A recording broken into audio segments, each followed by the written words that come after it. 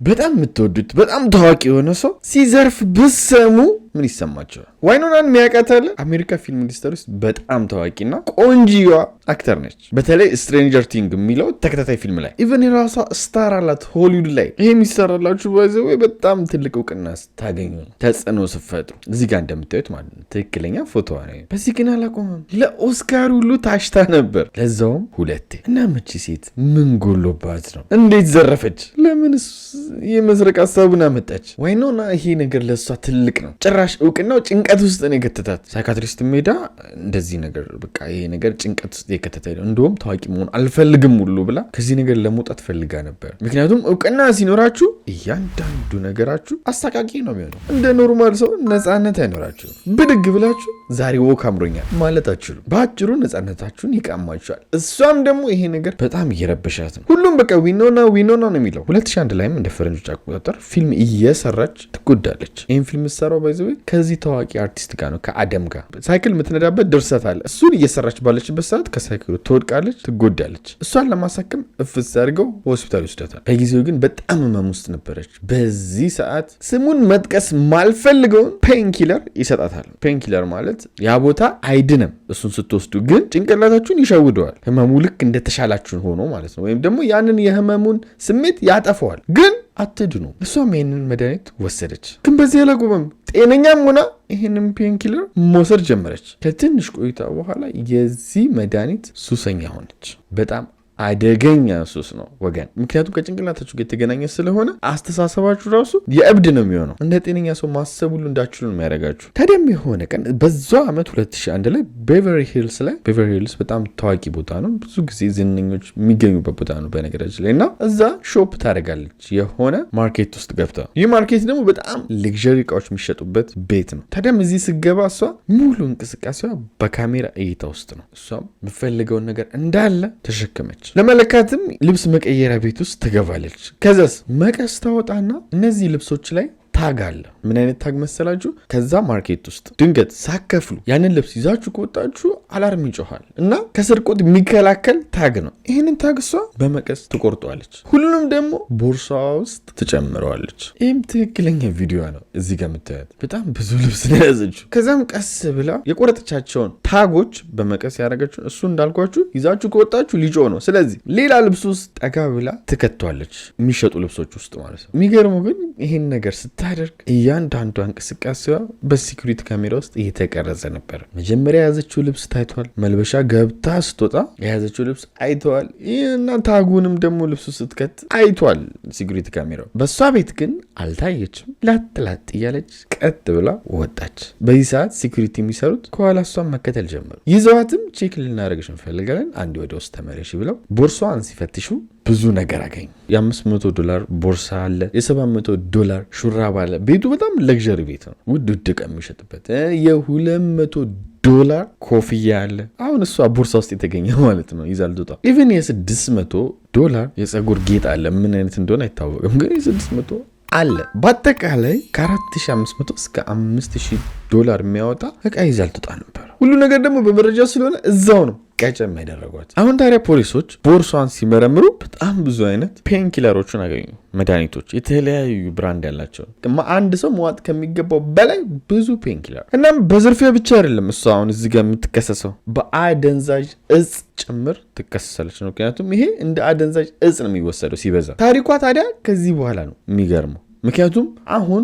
የነበራትን እውቅና ነግራችኋለሁ። ይህን ታሪክ የሚያመጣውላችሁ ለምን እንደሆነ የሚገባችሁ ከዚህ በኋላ ነው። ምክንያቱም ሁሉም ሰው ድፍን አሜሪካ ላይ በሚያውቋት ልክ ስለሷ ማወራት ተጀመረ። ዜናዎች ያው ስራቸው ይሄው ነው። 24 ሰዓት በጊዜውም ደግሞ ጋዜጣ ሁሉ ነበረ። በጋዜጣም ደግሞ ፊት ለፊት ፎቶዋ በግብዳው ተደርጎ ቢዝነስ ነበረች። በቃ የሚገርመው ደግሞ ሲኩሪቲ ካሜራው የተቀረጸው እዛ ማርኬት ውስጥ የተቀረጸው ለዜና አቅራቢዎች ተሰጥቶ ነበርና ሰው ሁሉ ስራዋን ላይቭ ነው ያየው። አንዳንዶቹ ማርኬቶች፣ ስቶሮች እሷን ሁሉ እንደ ምሳሌ ለጥፏታል። እንደ ዊኖና መሆን አይቻልም ብለው ማለት ነው። የእሷን ፎቶ ያደረጉና ኖ ሞር ዊዮና እያሉ ይለጥፋሉ ማለት ነው። አሁን ዊዮና በዚህ ምክንያት ፍርድ ቤት ቀረበች። እዚህ ጋር የምታዩትም ስትሄድ ነው። በፊት ምን ያክል ጭንቀት ውስጥ እንደነበረች ነግራቸዋለሁ። ነፃነቷ እንዴት እንደምትፈልገው። አሁን ደግሞ እጥፍ ሆኗል። ይኸው በካሜራ አላስኬድ ብለዋታል ወደ ፍርድ ቤት ስትሄድ። ይህን ነገር ሚዲያው እሷን መጠቀሚያ ያደረጋት። እሷ ያደረገችው አሜሪካ ውስጥ በጣም የተለመደ ነገር ነው። ወለ ስም ሁሉ አለው። ሾፕ ሊፍቲንግ ነው የሚባለው። አብዛኛው ጊዜ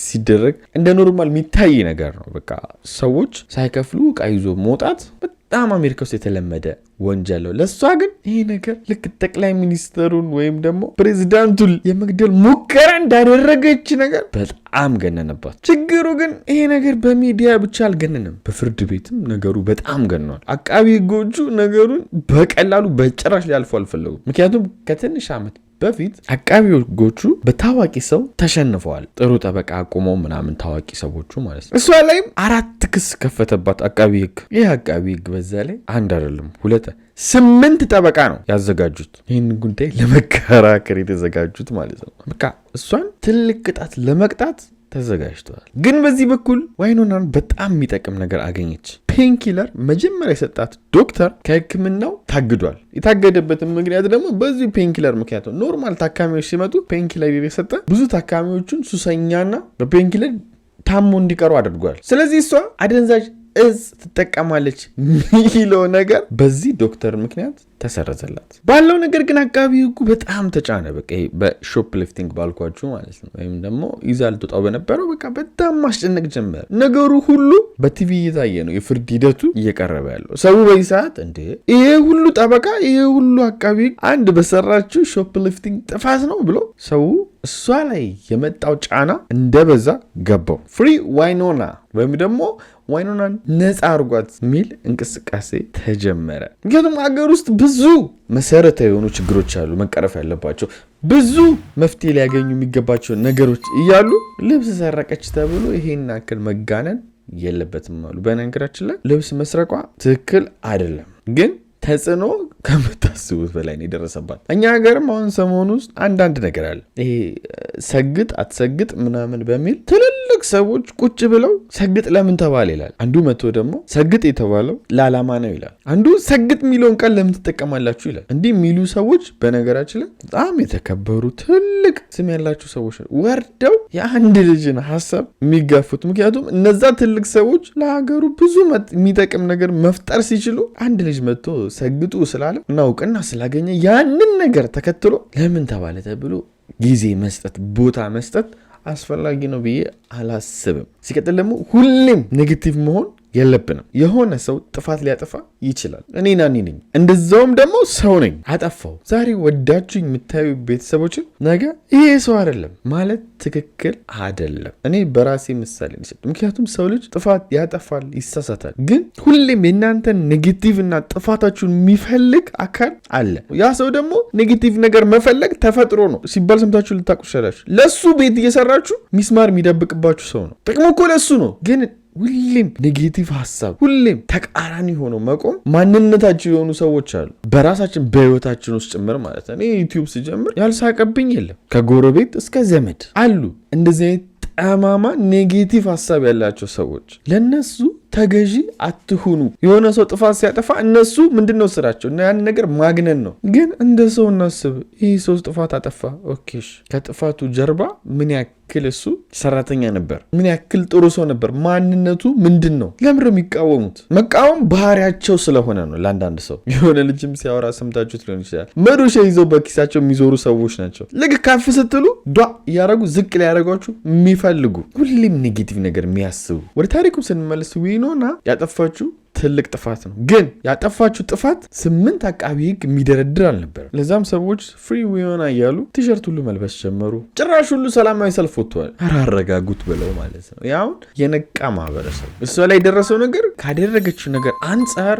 የገነነ ነው ብለው ነው ሰላማዊ ሰልፍ የወጡት። የሚገርሙ ደግሞ እነሱ ብቻ አይደሉም እኮ የተሰረቀበት ማርኬት ራሱ ስቶሩ እንዴ ዊኖና እንደዚህ እንድትጨነቅ ወይም ደግሞ ይህን ያክል ተጽዕኖ እንዲፈጥርባት አንፈልግም፣ ክሱንም ሁሉ እንደማይፈልጉት ተናግረዋል። ግን አቃቢ ሕግ በጭራሽ አለቀቀውም ይሄን ነገር። ዋይኖናም ታዲያ በዚህ በኩል በጣም ውድ የሚባሉ ጠበቃዎችን ሰብስባ ራሷን በቻላቸው አቅም ተከላከለች። ሰውም ተጽዕኖ ስለፈጠረ ነገሩ ለሷ ቀለል አለላት። እስር ሳይሆን የብር ቅጣት ተላለፈባት። በተጨማሪም ደግሞ ከተማ ውስጥ ማገልገል እንዲሁም በመንግስት ቁጥጥር ስር ለትንሽ ጊዜ ወይም ደግሞ እይታ ውስጥ የሆነ ሀገር ልትሄድ ስትፈልግ ፍቃድ ጠይቃ ምን ብላ በቃ እንቅስቃሴዋ በህግ ስር እንዲሆን ለትንሽ ወራት ተፈረደባት። ግን ከሁሉም በላይ የጠቀማት ፔንኪለር ሱሰኛ ስለሆነች ይህን ነገር እንድታቆም ቀጥታ ነው ሕክምና ሴንተር እንድትከታተል የተደረገው። አሁን እኛ የነገርኳቸው ነገሮች ግን ከነበረው ተጽዕኖ አንጻር ጥሩ ነው። ችግሩ ግን ስራዋ ላይ በጣም ነው አፌክት ያደርጋል። ትልልቅ ፊልም ላይ ከነ አደም ጋር ስትሰራ እንዳልነበር አሁን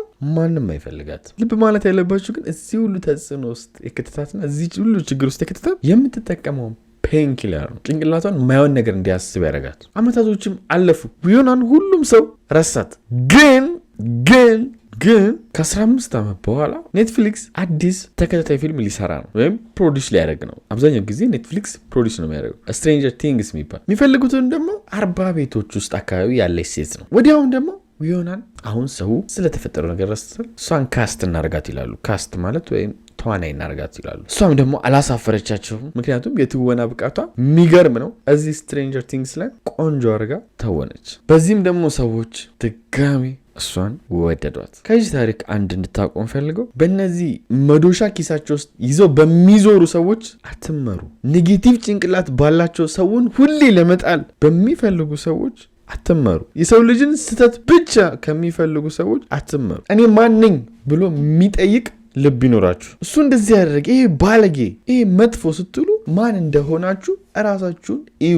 የዛ ሰው ማንነት በጋድ ስለወጣ እናንተ በጋድ ያልወጣ ስንት ጉድ አላችሁ። እራሳችሁን እዩ። የዛሬው ታሪካችን ይሄን ይመስላል። በቀጣይ ቪዲዮ እንገናኛለን። ወዳችኋለሁ። ባይ